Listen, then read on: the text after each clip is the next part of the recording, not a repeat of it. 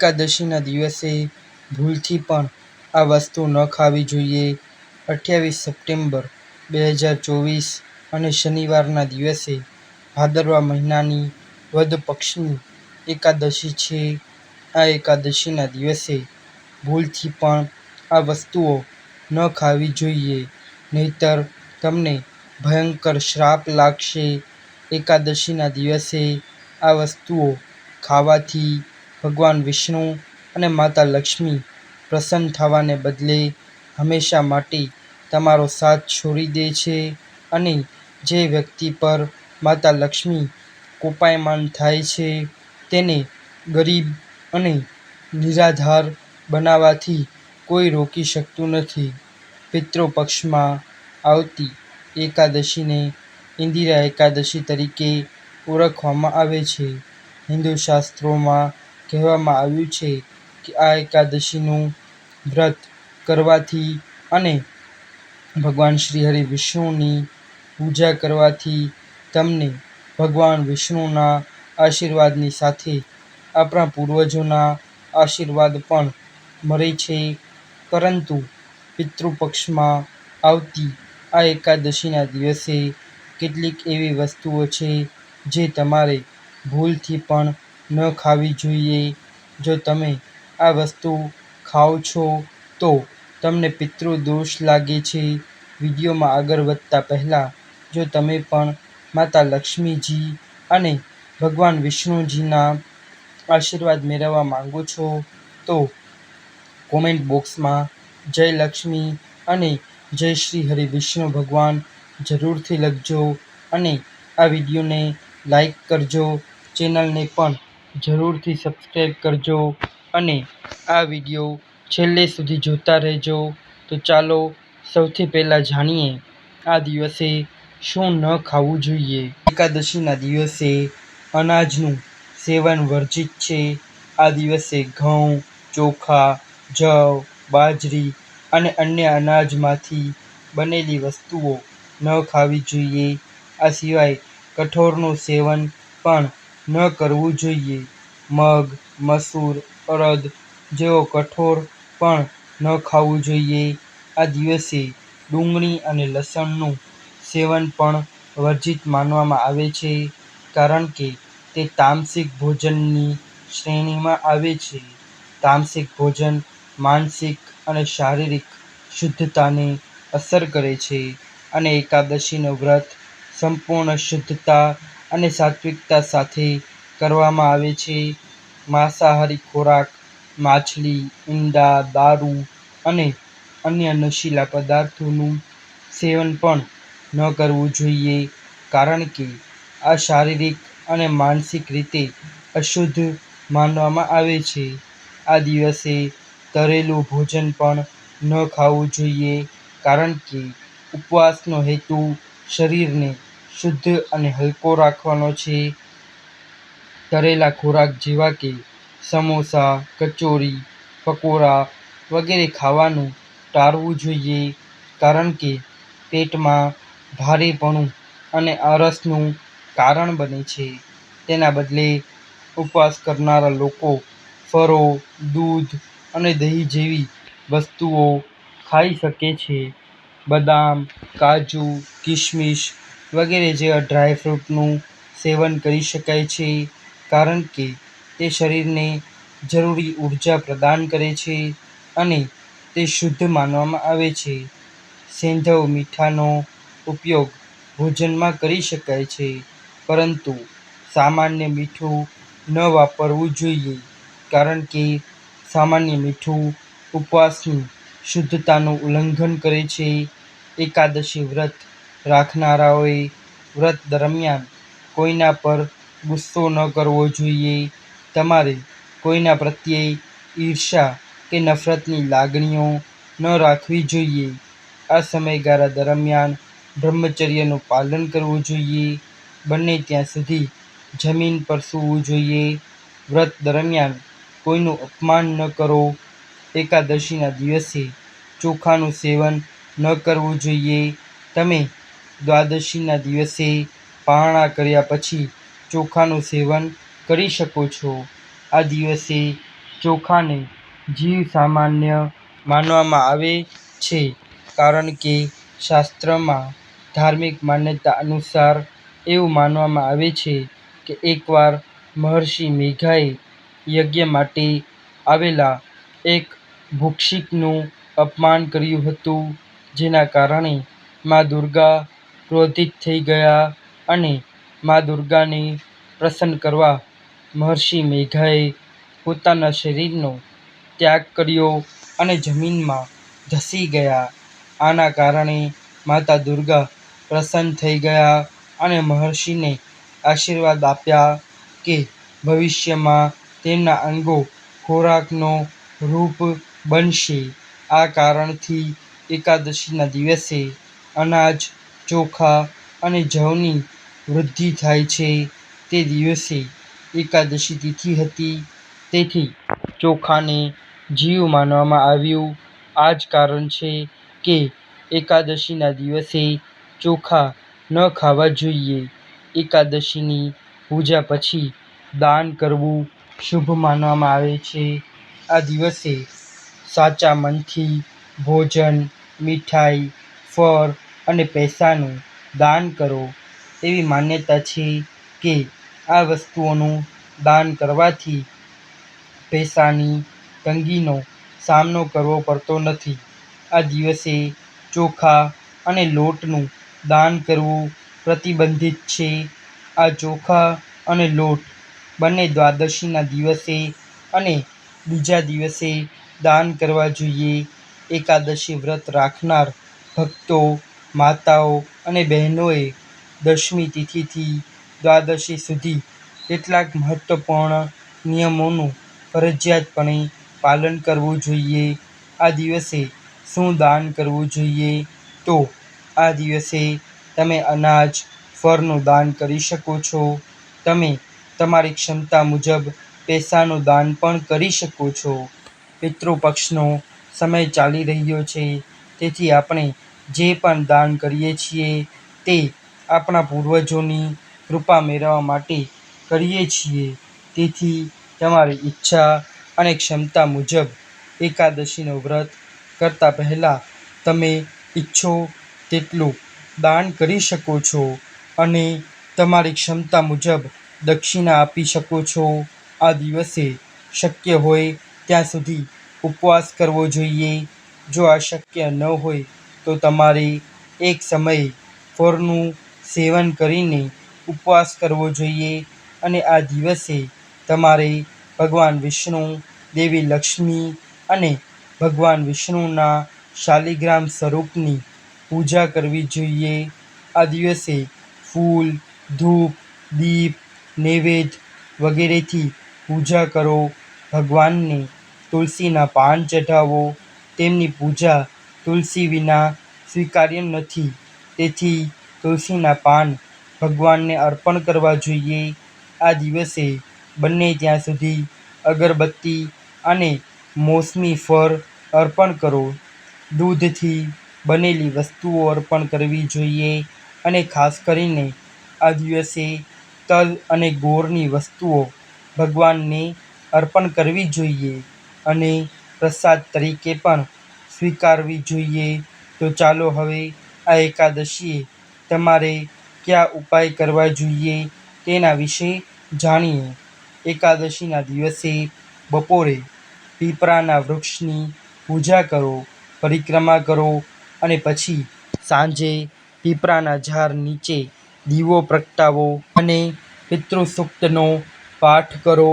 જો તમે ગરીબીમાંથી મુક્તિ મેળવવા માંગો છો તો ઇન્દિરા એકાદશીના દિવસે ઘરમાં વિષ્ણુ સહસ્ત્ર નામનો પાઠ કરો. એવું કહેવાય છે કે આનાથી પરિવારમાં મુશ્કેલીઓ દૂર થાય છે. એકાદશીએ સૂર્યાસ્ત સમયે તુલસીના છોડ સામે ઘીનો દીવો પ્રગટાવી ઓમ વાસુદેવાય નમઃ મંત્રનો જાપ કરી તુલસીની 11 પરિક્રમા કરો. તેનાથી સૌભાગ્ય અને સુખ શાંતિ વધશે. વૈવાહિક જીવનમાં તણાવની સ્થિતિ હોય છે, પતિ પત્ની વચ્ચે ઝઘડા થતા હોય છે, તો ઇન્દિરા એકાદશી પર મંદિરમાં પીળા અનાજ અને ફળોનું દાન કરો. તેનાથી વિવાહિત જીવનમાં ખુશીઓ આવવી પાછી શરૂ થઈ જશે. ભગવાન વિષ્ણુની પૂજા મુખ્યત્વે એકાદશીના દિવસે કરવામાં આવે છે. ભગવાન વિષ્ણુને વિશ્વના પાલનહાર અને રક્ષક માનવામાં આવે છે અને આ દિવસે તેમની પૂજા કરવાથી જીવનમાં શાંતિ, સમૃદ્ધિ અને મોક્ષ મળે છે. ભગવાન વિષ્ણુની પૂજા કરવાનો મુખ્ય ઉદ્દેશ તેમના આશીર્વાદથી જીવનની તમામ પરેશાનીઓમાંથી મુક્તિ અને સુખ શાંતિ પ્રાપ્ત કરવાનો છે. શાસ્ત્રોમાં ઉલ્લેખિત છે કે જે વ્યક્તિ સાચા મનથી આ ઉપવાસને કરે છે તે તેના તમામ પાપોથી મુક્ત થઈ જાય છે. આ વ્રત આત્મશુદ્ધિ અને આધ્યાત્મિક પ્રગતિ માટે ખૂબ જ મહત્વપૂર્ણ છે. એકાદશીના દિવસે વ્રત રાખવાથી પુણ્યનો સંચય થાય છે, જે જીવનના દરેક ક્ષેત્રમાં ફાયદાકારક છે. એવું માનવામાં આવે છે કે જે વ્યક્તિ આ દિવસે વ્રત રાખે છે અને ભગવાન વિષ્ણુની પૂજા કરે છે, તેમના બધા પાપોનો નાશ થાય છે અને તેને મોક્ષની પ્રાપ્તિ થાય છે. આ વ્રત જીવનને પવિત્ર અને શુદ્ધ બનાવે છે. આ એકાદશીનું ધાર્મિક અને સામાજિક મહત્વ પણ છે. આ દિવસે દાન કરવું અત્યંત શુભ માનવામાં આવે છે. ખાસ કરીને કપડાં, અન્ન અને પૈસાનું દાન કરવું ભગવાન વિષ્ણુ અને માતા લક્ષ્મીની કૃપા મેળવવાનો આ શ્રેષ્ઠ ઉપાય છે. એવું માનવામાં આવે છે કે આ દિવસે કરવામાં આવતું દાન અનેક ગણું ફળ આપે છે. વ્રતના નિયમો અનુસાર વ્યક્તિએ આ દિવસે બ્રહ્મ મુહૂર્તમાં જાગવું જોઈએ, સ્નાન કરવું જોઈએ અને ભગવાન વિષ્ણુની પૂજા કરવી જોઈએ. દિવસભર ઉપવાસ કે ફળ ખાઈને ભગવાન વિષ્ણુનું ધ્યાન કરવું જોઈએ. રાત્રે જાગતી વખતે ભગવાન વિષ્ણુના મંત્રો અને કીર્તનનો જાપ ખૂબ જ શુભ માનવામાં આવે છે.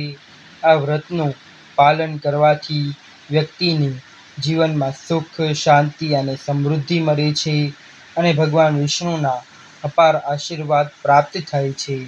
એવું માનવામાં આવે છે કે ભગવાન વિષ્ણુની કૃપાથી એકાદશીનું વ્રત કરવાથી આર્થિક સમસ્યાઓ દૂર થાય છે, ધનની વૃદ્ધિ થાય છે અને જીવનમાં સુખ આવે છે. હિન્દુ ધર્મમાં એકાદશી ખૂબ જ મહત્વપૂર્ણ અને શુભ માનવામાં આવે છે. એકાદશીના દિવસે ખાવામાં વિશેષ સાવધાની રાખવી જોઈએ. આ દિવસે ઉપવાસ કરનારાઓએ સંપૂર્ણ પવિત્રતાનું પાલન કરવું જોઈએ. આ દિવસે અનાજ અને કઠોળનું સેવન સંપૂર્ણપણે વર્જિત માનવામાં આવે છે. ઘઉં, ચોખા, બાજરી અને જવ અન્ય અનાજ જેવા કે રોટલી, પરાઠા, પૂરી, ખીચડી વગેરેમાંથી બનેલી વસ્તુઓનું સેવન ન કરવું જોઈએ. એ જ રીતે મગ, મસૂર, અડદ જેવી કઠોળમાંથી બનેલી વસ્તુઓ પણ ન ખાવી જોઈએ. એવું માનવામાં આવે છે કે અનાજ અને કઠોળના સેવનથી એકાદશીનું વ્રત તૂટી જાય છે અને વ્રતનું પુણ્ય ઓછું મળે છે. આ દિવસે તામસિક ખોરાક જેવો કે માંસાહારી, મછલી, ઈંડા વગેરેનું સેવન સખ્ત પ્રતિબંધિત છે.